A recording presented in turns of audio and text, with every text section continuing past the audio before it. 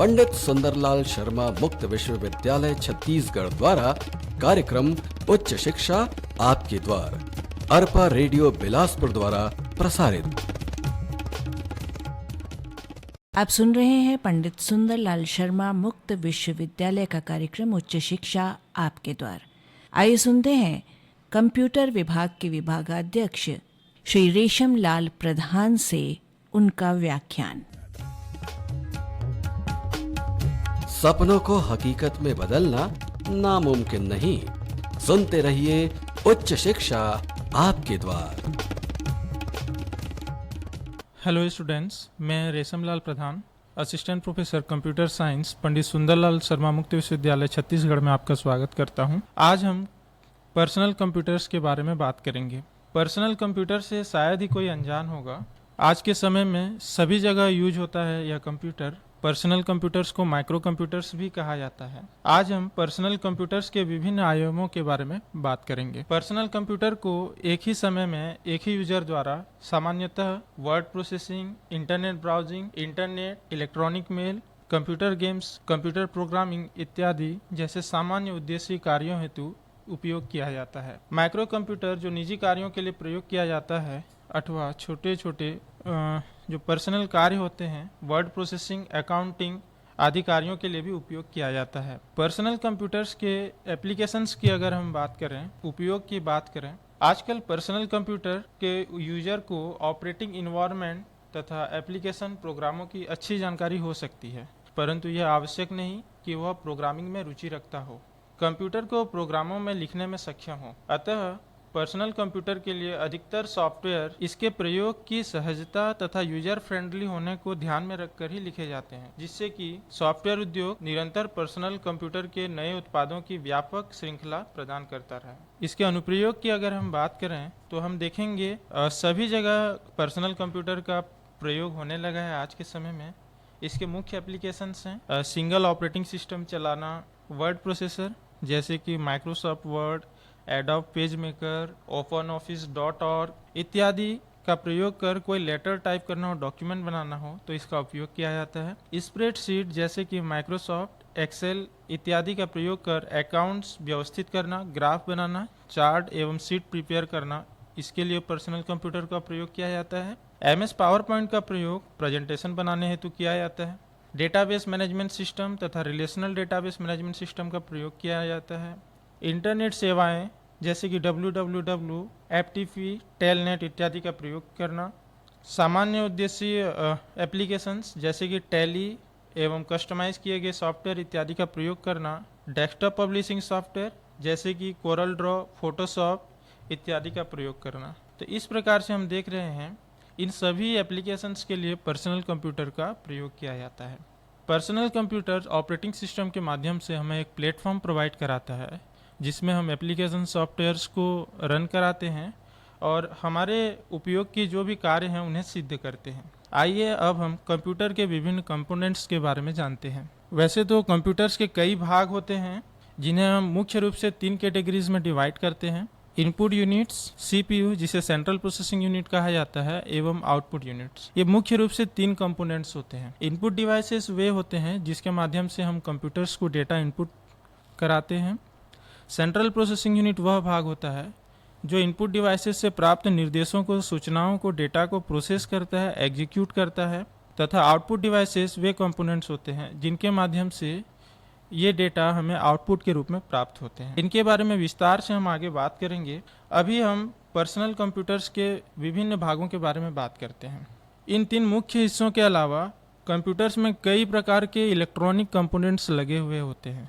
इन्हें हम इंटरनल एवं एक्सटर्नल कंपोनेंट्स के रूप में जान सकते हैं। पर्सनल कंप्यूटर के विभिन्न भागों को समझने के लिए हमें इसके आंतरिक तथा बाहरी दोनों भागों को समझना होगा। पर्सनल कंप्यूटर का आंतरिक भाग से तात्पर्य वे भाग हैं जो CPU कैबिनेट के अंदर स्थापित होते हैं, जैसे कि motherboard, RAM, hard disk, video card, power supply इत्यादि। इसी प्रकार CPU कैबिनेट के बाहर अगर हम बात करें, एक्सटर्नल कंपोनेंट्स की बात करें, तो floppy disk drive, CD DVD drives ये आगे की ओर स्थापित होते हैं। वैसे ही CPU कैबिनेट के पीछे के भाग कुछ महत्वपूर्ण कनेक्शंस होते हैं जो सीपीयू के अंदर के डिफरेंट इलेक्ट्रॉनिक कंपोनेंट्स को बाहरी पेरिफेरल डिवाइसेस से जोड़ते हैं। ये कंपोनेंट्स निम्न प्रकार से हो सकते हैं। ये कंपोनेंट्स हैं मदरबोर्ड, यूनिवर्सल सीरियल बस, parallel port, Ethernet card, floppy disk drive, hard drive, RAM, CPU, video card, power supply, CD DVD drive इत्यादि। आइए इनके बारे में जानते हैं। मदरबोर्ड को मुख्य बोर्ड भी कहा जाता है। यह पर्सनल कंप्यूटर के अंदर प्राइमरी सर्किट बोर्ड होता है। कंप्यूटर के कई अन्य भाग भी मदरबोर्ड से प्रत्यक्ष या अप्रत्यक्ष रूप से जुड़े होते हैं। मदरबोर्ड में एक या अधिक सीपीयू हो सकते हैं। इसके कुछ अतिरिक्त सहायक सर्किट भी होते हैं जो वास्तविक रूप से इंटीग्रेटेड सर्किट होते हैं, जिनका काम सीपीयू, मेमोरी तथा इनपुट आउटपुट पेरिफेरल सर्किट के बीच इंटरफेस प्रोवाइड करना होता है। इसमें मुख्य मेमोरी के साथ ही पावर ऑन होने के बाद कंप्यूटर के आरंभिक सेटअप के लिए सर्विसेज भी स्थापित होते हैं। नेक्स्ट कंपोनेंट्स है स्टोरेज डिवाइसेस। सीपीयू कैबिनेट्स के अंदर की अगर हम बात करें तो स्टोरेज डिवाइसेस के रूप में दो तरीके के कंपोनेंट्स उपलब्ध होते हैं, जिन्हें हम प्राइमरी स्टोरेज एवं सेकेंडरी स्टोरेज के नाम से जानते हैं। प्राइमरी स्टोरेज को मुख्य मेमोरी भी कहा जाता है। यह अत्यंत तेज स्टोरेज होता है जो सीपीयू के द्वारा डायरेक्ट एक्सेसिबल होता है। इसका प्रयोग तत्काल एग्जीक्यूट हो रहे प्रोग्राम तथा आवश्यक डेटा को स्टोर करने में होता है। पर्सनल कंप्यूटर में रैंडम एक्सेस मेमोरी के रूप में डी रैम, जिसे डायनेमिक रैम कहा जाता है, एवं एस रैम, जिसे स्टैटिक रैम कहा जाता है, का प्रयोग प्राइमरी स्टोरेज के रूप में होता है। मुख्य मेमोरी हार्ड डिस्क तथा ऑप्टिकल डिस्क स्टोरेज की अपेक्षा बहुत अधिक तीव्र गति से प्रोसेस होते हैं। यह आमतौर पर अस्थायी मेमोरी या वोलेटाइल मेमोरी के नाम से भी जाने जाते हैं। ऐसा इसलिए है जब भी पावर चला जाता है या पावर की अनुपस्थिति में जो कंटेंट्स मुख्य मेमोरी में, प्राइमरी मेमोरी में स्टोर्ड हुए रहते हैं, वे वहां से विलुप्त हो जाते हैं। सेकेंडरी स्टोरेज की अगर हम बात करें तो हार्ड डिस्क मुख्य रूप से उपलब्ध होता है सीपीयू कैबिनेट में, जो डेटा को स्टोर करने के लिए यूज होता है। तो हार्ड डिस्क ड्राइव को साधारणतः हार्ड ड्राइव या हार्ड डिस्क कहते हैं। ये एक स्थायी स्टोरेज डिवाइस होता है और जब भी हम कंप्यूटर में एक बार डेटा सेव कर लेते हैं हार्ड डिस्क में, तो पावर की अनुपस्थिति में या पावर किसी भी स्थिति में हमारा डेटा वहाँ सुरक्षित रहता है। जब तक कि हम डेटा को वहाँ से डिलीट नहीं करेंगे, हमारा डेटा सेकेंडरी स्टोरेज में सुरक्षित रहेगा। इसके बाद जो नेक्स्ट कंपोनेंट है वह है कंप्यूटर पावर सप्लाई। डेस्कटॉप कंप्यूटरों में पावर सप्लाई एक बक्से के समान होता है, एक बॉक्स के समान होता है, जो कंप्यूटर के अंदर स्थापित होता है। इस बॉक्स को SMP के नाम से जाना जाता है। यह कंप्यूटर का महत्वपूर्ण भाग होता है क्योंकि यह कंप्यूटर से जुड़े अथवा इसके अंदर प्रत्येक दूसरे भाग को विद्युत ऊर्जा प्रदान करता है ताकि यह काम कर सके। पोर्टेबल कंप्यूटर की अगर हम बात करें, जैसे कि लैपटॉप्स में आमतौर पर एक बाहरी पावर एडाप्टर होता है जो AC करंट को DC में परिवर्तित करता है तथा लैपटॉप में DC से DC परिवर्तन के थ्रू कन्वर्जन होता है। डेस्कटॉप की हम बात करें तो CPU के अंदर SMPS एक बॉक्स के फॉर्म में स्थापित रहता है। अगला हमारा कंपोनेंट्स है जो CPU में स्थापित होता है, वह है वीडियो कार्ड। वीडियो कार्ड की अगर हम बात करें, वीडियो कार्ड को graphics accelerator card, display adapter, graphics card तथा अन्य कई नामों से जाना जाता है। यह पर्सनल कंप्यूटर हार्डवेयर का एक भाग होता है जिसका कार्य मॉनिटर पर इमेजेस एवं ग्राफिक्स का निर्माण तथा आउटपुट देना होता है। अगला कंपोनेंट्स है जो CPU कैबिनेट में स्थापित होता है, वह है sound card. Sound card computer की एक हार्डवेयर यूनिट है जो मुख्य बोर्ड पर एक्सपेंशन कार्ड की तरह लगाया जाता है। यह माइक्रोफोन से प्राप्त एनालॉग संकेतों को, सिग्नल्स को डिजिटल के रूप में परिवर्तित करता है, जिसे कंप्यूटर मेमोरी में स्टोर किया जाता है। साथ ही साउंड कार्ड डिजिटल सिग्नल्स को एनालॉग के रूप में भी बदलकर स्पीकर को आउटपुट के रूप में भेजता है। स्टोरेज डिवाइसेस की अगर हम बात करें तो एक और डिवाइस होता है CPU कैबिनेट में जो एक्सटर्नल डिवाइस के रूप में लगा होता है, वह है optical disk drive. Optical disk drive एक फ्लैट सर्कुलर पॉलीकार्बोनेट डिस्क होती है जो डेटा स्टोर करने के लिए यूज़ किया जाता है। यह एक सेकेंडरी स्टोरेज होती है। अगला कंपोनेंट्स है नेटवर्क कार्ड। नेटवर्क कार्ड को नेटवर्क एडाप्टर, लैन एडाप्टर या नेटवर्क इंटरफेस कार्ड के नाम से भी जाना जाता है। यह कंप्यूटर हार्डवेयर का एक भाग है जिसे कंप्यूटर को कंप्यूटर नेटवर्क से कम्युनिकेट करने के लिए या संपर्क स्थापित करने के लिए तैयार किया गया है। कंप्यूटर्स में, लैपटॉप्स में इंटरनेट एक्सेस करना है या किसी दूसरे डिवाइस से कनेक्ट करना है और सूचनाओं का आदान प्रदान करना है तो नेटवर्क कार्ड अवश्य रूप से होना चाहिए। बिना नेटवर्क कार्ड के हम इंटरनेट एक्सेस नहीं कर सकते या नेटवर्क स्थापित नहीं कर सकते। अतः आज के समय में जितने भी डेस्कटॉप लैपटॉप्स मार्केट्स में अवेलेबल हैं, सभी में नेटवर्क कार्ड लगा हुआ रहता है। यह फिजिकल लेयर अर्थात OSI प्रथम लेयर तथा डेटा लिंक लेयर और OSI द्वितीय लेयर के रूप में कार्य करता है। यह नेटवर्किंग माध्यम को फिजिकल एक्सेस प्रदान करता है तथा मैक एड्रेस के प्रयोग के माध्यम से निम्न स्तरीय एड्रेसिंग प्रदान करता है। तो ये बेसिक फंडामेंटल्स की हमने अभी बात करी, किस तरीके से नेटवर्क कार्ड फंक्शन करता है। तो हमें दो कंप्यूटरों को आपस में जोड़ना है या एक मोबाइल को एक कंप्यूटर में जोड़ना है, एक लैपटॉप में जोड़ना है, तो आपके लैपटॉप में या डेस्कटॉप में नेटवर्क कार्ड उपलब्ध होना चाहिए, तभी आप एक कनेक्शन इस्टेब्लिश कर पाएंगे। या ईथरनेट पोर्ट के माध्यम से या वायरलेस पोर्ट के माध्यम से उपलब्ध रहता है। यूनिवर्सल सीरियल बस अगला कंपोनेंट्स है। यूनिवर्सल सीरियल बस को संक्षेप में USB कहा जाता है। USB को एक ही मानकीकृत इंटरफेस सॉकेट की सहायता से कंप्यूटर के डिफरेंट पेरिफेरल्स को जोड़ने हेतु डिजाइन किया गया है। हम अलग अलग कंपोनेंट्स को, एक्सटर्नल कंपोनेंट्स को USB के थ्रू CPU से कनेक्ट कर सकते हैं। इसकी सहायता से कंप्यूटर को बगैर पुनः बूट किए एक्सटर्नल डिवाइसेस को जोड़ा या हटाया जा सकता है। इस प्रकार प्लग एंड प्ले क्षमताओं की में वृद्धि होती है। इसकी अन्य सुविधाजनक विशेषताओं में एक विशेषता यह है कि यह कम विद्युत खपत वाले डिवाइसेस को बिना किसी बाहरी पावर सप्लाई ऊर्जा के उपलब्ध कराता है।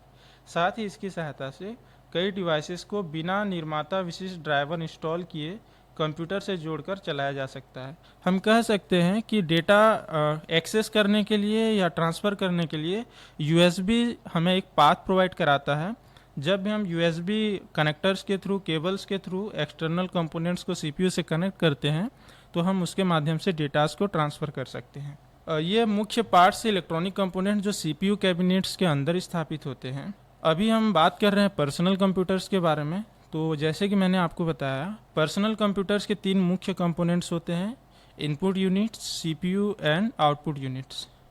तो अभी हमने CPU सेंट्रल प्रोसेसिंग यूनिट जो कैबिनेट होता है उसके अंदर स्थापित विभिन्न घटक, विभिन्न इलेक्ट्रॉनिक कंपोनेंट्स के बारे में हमने बात करी।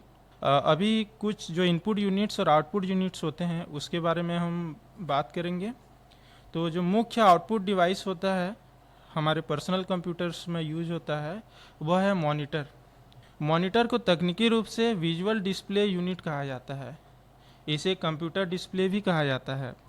मॉनिटर विद्युतीय यंत्र का एक भाग है जो कंप्यूटर जनित इमेजेस को बिना इनका स्थायी रिकॉर्ड रखे प्रदर्शित करता है, शो करता है।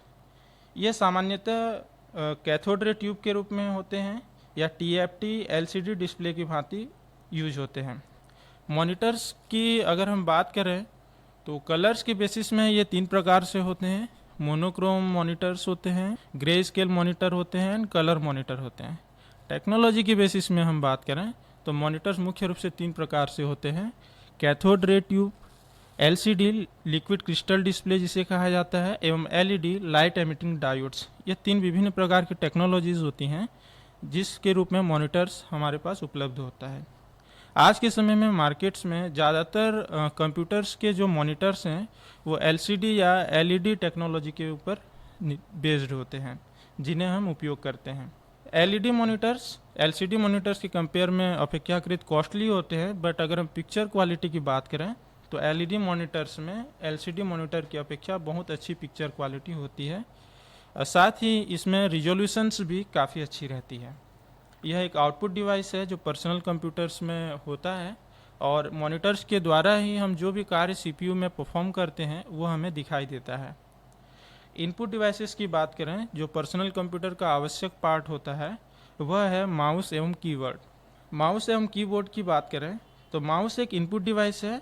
यह अपने सपोर्टिंग सरफेस के सापेक्ष द्विविमीय गति की पहचान कराते हुए एक पॉइंटिंग डिवाइस के रूप में कार्य करता है। तो माउस एक पॉइंटिंग इनपुट डिवाइस है।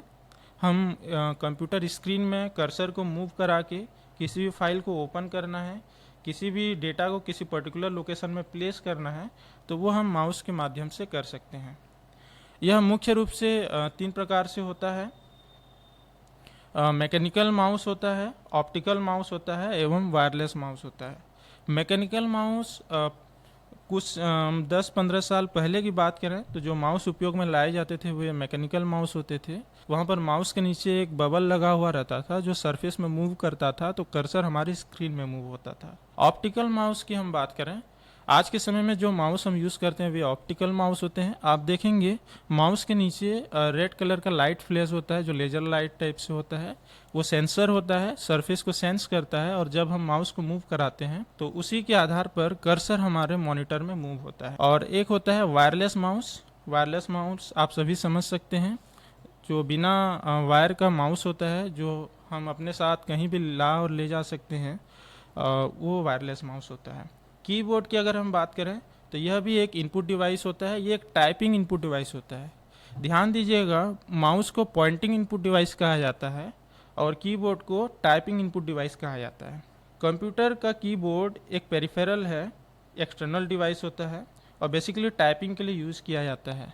कीबोर्ड के माध्यम से टेक्स्ट या कैरेक्टर्स कंप्यूटर्स में इनपुट करने के लिए हम कीबोर्ड का प्रयोग करते हैं। इसमें कई प्रकार के की लगे हुए रहते हैं जिन्हें हम कई कैटेगरीज में डिवाइड कर सकते हैं। जैसे फंक्शन कीज़, F1 से लेकर F12 तक 12 प्रकार के फंक्शंस कीज़ होते हैं जो स्पेशल पर्पस के लिए यूज़ किए जाते हैं। जैसे कि F2 सर्च करने के लिए यूज़ होता है, F4 एप्लीकेशन को क्लोज करने के लिए यूज़ होता है, F9 प्रोग्राम को रन करने के लिए यूज़ होता है। तो ये डिफरेंट टाइप्स के फंक्शनल कीज़ होते हैं। एरोज कीज़ होते हैं, 4 प्रकार के एरोज कीज़ होते हैं, left, right, up and down. Alpha numeric keys होते हैं, ए से लेकर जेड तक के अल्फ़ाबेट्स होते हैं और 0 से लेकर 9 तक के न्यूमेरिक डिजिट्स होते हैं। एंड स्पेशल सिंबॉलिक कीज़ होते हैं जिसमें आपके प्रिंट, एस्केप, एंटर इत्यादि जो वर्ड छपे हुए रहते हैं हमारे कीबोर्ड में, इन्हें स्पेशल पर्पस कीज़ कहा जाता है। तो ये डिफरेंट टाइप्स की कीज़ होते हैं जो कंप्यूटर्स में डेटा प्रविष्ट करने के लिए उपयोग में लाए जाते हैं। तो आज हमने देखा कि पर्सनल कंप्यूटर्स में कितने प्रकार के बेसिक कंपोनेंट्स लगे हुए रहते हैं। इन्हें मुख्य रूप से हमने 3 श्रेणी में समझा। पहले इनपुट डिवाइसेस जिसमें माउस एवं कीबोर्ड्स होते हैं जिनके माध्यम से हम डेटा एंटर करते हैं। फिर हमने CPU के बारे में बात करा। CPU में हमने देखा कि इसके अंदर कितने प्रकार के इलेक्ट्रॉनिक कंपोनेंट्स होते हैं जिसमें हमने motherboard, display card, RAM, CD DVD, रोम इत्यादि डिफरेंट टाइप्स के इलेक्ट्रॉनिक कंपोनेंट्स के बारे में बात करा। एवं आउटपुट डिवाइस की भी हमने बात करी जिसमें मॉनिटर्स के रूप में एक इलेक्ट्रॉनिक कंपोनेंट्स हमारे साथ होता है पर्सनल कंप्यूटर्स में, जिसका उपयोग हम विभिन्न प्रकार के डेटा एवं निर्देशों को देखने एवं इंटरेक्शन के लिए यूज़ किया जाता है। अगले व्याख्यान में हम कंप्यूटर्स के इवोल्यूशंस के बारे में बात करेंगे। धन्यवाद। ज्ञान विज्ञान सत्य शिव सुंदर सबका हो आरोहण, प्रेम अहिंसा विद्या सर से विकसित जीवन दर्शन।